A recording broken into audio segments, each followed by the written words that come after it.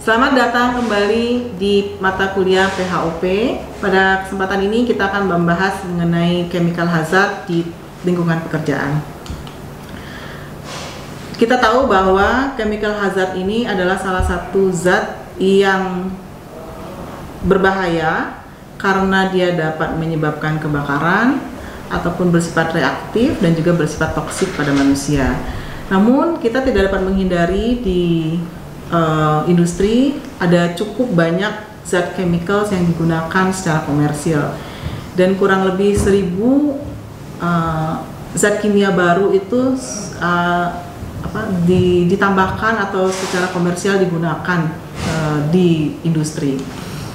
Sebagai ilustrasi, ada 80.000 zat kimia yang digunakan secara komersil, dan 15.000 diantaranya itu cukup sering kita gunakan dalam kehidupan kita sehari-hari, dan 1.000 diantaranya itu selalu ditambahkan setiap tahun. Jadi 1.000 zat kimia baru itu diciptakan dan diramu gitu ya, dan digunakan secara komersial setiap tahunnya. Efek yang paling sering kita temukan dari zat kimia adalah toksik, di mana toksik ini dapat berasal dari zat kimia, obat-obatan, maupun dari organisme hidup yang ada. Zat kimia yang bersifat toksik ini dapat kita temukan masuk ke dalam tubuh kita dari lingkungan itu, baik dari udara, tanah, maupun makanan dengan berbagai konsentrasi. Jadi individu itu dapat berkontak dengan zat kimia, kemudian masuk ke dalam tubuh baik melalui inhalasi, terhirup gitu, ingestion atau termakan, maupun melalui absorpsi lewat kulit. Nanti ketika sudah masuk ke dalam tubuh, zat kimia ini akan masuk ke dalam peredaran darah. Setelah dia mencapai pada konsentrasi tertentu, masuk ke dalam metabolisme, maka akan sampai kepada target organ tertentu dan akan menyebabkan dampak terhadap tubuh kita. Target organ yang sering kali dirusak oleh zat kimia ini antara lain adalah sistem pernapasan, sistem saraf, genitourinary system, kardiovaskuler, skin, kulit itu sendiri, liver, maupun endocrine system.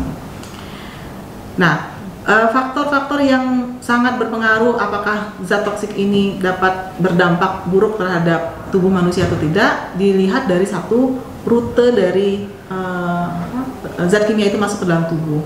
Jadi apakah inhalasi, apakah absorpsi, apakah skin contact. Kemudian dosage atau dosis ya, level dosisnya itu berapa besar dosis yang masuk ke dalam tubuh.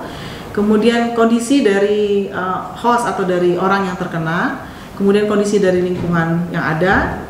Kemudian juga tergantung pada zat kimia itu sendiri, dan tergantung dari zat fisik dari zat kimia itu sendiri. Jadi apakah dia bentuknya liquid, cair, atau gas gitu.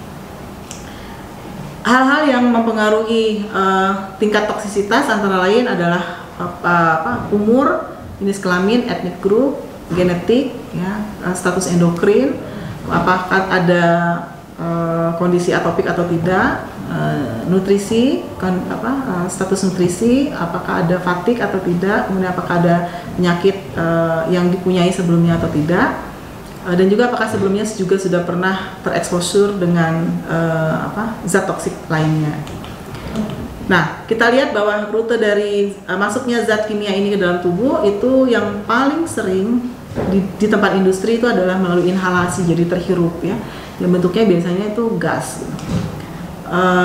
Yang kedua adalah diabsorpsi melalui kulit ya, karena biasanya direct kontak gitu ya, ataupun yang termakan gitu ya.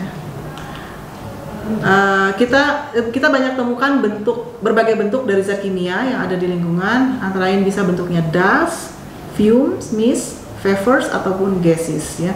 Jadi ini bentuknya baik padat ya, ataupun dia bergabung dengan udara jadi mist gitu ya, atau dari vapors gitu jadi uap air gitu, ataupun bentuknya murni gas ya. Ada berbagai macam klasifikasi, ada yang bersifat organik, ada yang inorganik ya, ada yang bersifat toksik, ada juga yang bersifat partikel ya. Nah, kalau kita lihat yang bentuknya gas, ini ada yang bersifat asphyxian ya, atau dia menyebabkan bronkospasme, baik yang simple ya maupun yang tidak gitu ya. Yang simple itu contohnya nitrogen, CO2, metan yaitu asfiksian, ataupun yang bersifat berat ya CO2 maupun H2S. Ada juga gas yang bersifat iritan ya, baik iritannya terhadap traktus respiratoris yang atas seperti amonia maupun sulfur, ataupun yang menyebabkan iritasi pada lower respiratory tract seperti nitrogen. Dampak dari exposure zat kimia ini bisa bersifat akut ya, pada kulit dia bisa menyebabkan dehidrasi ya, bisa menyebabkan panas atau bahkan terbakar. Kemudian pada pernafasan dia dapat menyebabkan rasa terbakar pada saluran pernapasan, batuk gitu ya. Pada mata bisa menyebabkan iritasi pada konjungtiva gitu ya. Bahkan bisa menyebabkan juga pulmonary edema dan kematian. Bisa juga bersifat kronis, jadi dampaknya tidak langsung dirasakan ya. Kalau pada kulit contohnya bisa terjadi dermatitis ya.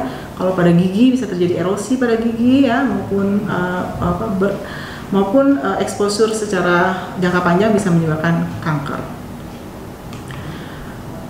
Bagaimana kita mencegahnya? Yang pertama kita harus mengontrol exposure itu sendiri. Jadi kalau kita sudah tahu bahwa di suatu tempat kerja itu ada exposure zat kimia, maka kita harus melakukan monitoring secara ketat terhadap dosis dan terhadap paparan yang akan terjadi. Kemudian kita bisa melakukan berbagai macam engineering control, mulai dari mengeliminasi, mensubstitusi, ya, mengganti zat itu gitu ya, dengan yang less harmful gitu ya, atau mengurangi paparan secara langsung terhadap pekerja melalui administratif control. Nah, tentu saja yang bisa kita lakukan, yang bisa kita amati, kita highlight gitu adalah threshold limit value. Jadi berapa besar exposure yang terjadi. Kemudian kita juga harus tahu berapa besar konsentrasi yang dapat menyebabkan gangguan. Kemudian yang kalau kita tahu ada zat kimia tertentu, kita juga harus memonitoring lethal dose. Jadi seberapa besar dosis yang dapat menyebabkan kematian apabila seorang pekerja itu terpapar oleh zat kimia tersebut. Demikian paparan dari chemical exposure. Kita akan ketemu lagi pada materi selanjutnya.